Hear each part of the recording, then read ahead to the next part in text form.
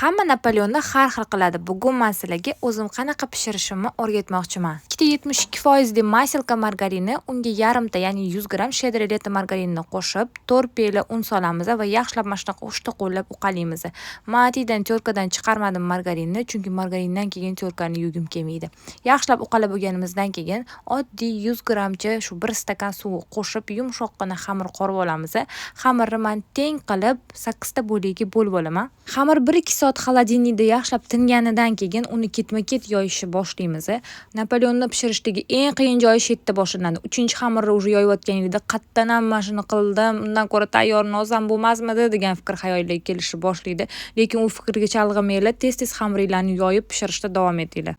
Kremiga bo'lsa 250 gram shedreleta margariniga 1 litr sug'ushonka qo'shib yaxshilab mikser qilib tashlayman. Yana bitta life hack, orada mana shunaqa chalg'ib telefonga kuygan joylar chiqib qolsa, uni orasiga qo'yib yuborsanglar bilinmay ketadi. Napoleonimiz tayyor. Mehmonga mana shunaqa semiz qilib olib ketsanglar, o'tga borgandan keyin ustida patnisda bitta bosib yuborasizlar va kesib mazza qilib yeyaverasizlar. Kumur va zo'r chiqadi.